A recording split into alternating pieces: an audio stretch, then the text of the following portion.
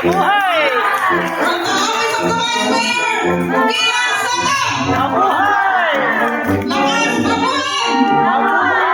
Maraming salamat po!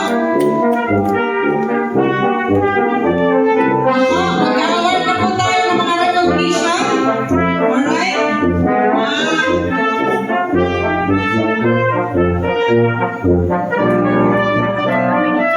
Magsasabi na po tayo ng papalakpakan po natin, ha? Pagtawag po!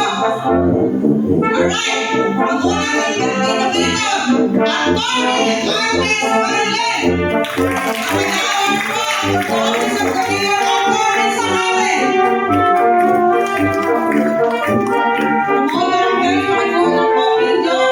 History na po ito, ha? Ito po, pag-asa ng bahay natin, ang ganyan, para may pagkain po tayo, kapuhan! Alright, ang susunod pa ang award. Mr. Gideon Alamanco, from the Philippine Legal Society. Yes.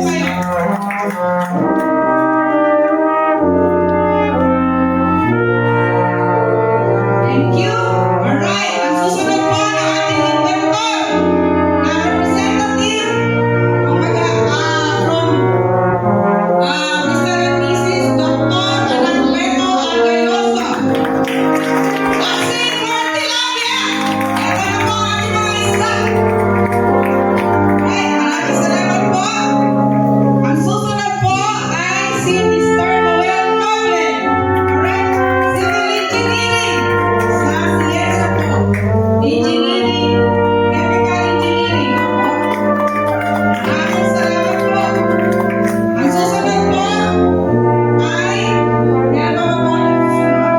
Of course, sino po mag-award? Ang mag-award po ay si, ang wife po, the former Justice Uno. Ma'am, kayo po mag-award kay sa Office of the Mayor para sa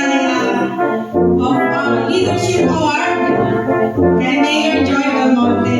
Kaya award sa atin. Mabuhay si Mayor Joy Belmonte!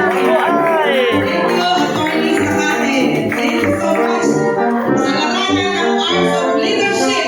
Alright, tatawarin po natin ang representative ng ating Vice Mayor Kian Saka. Ang mag-award po ay ang ating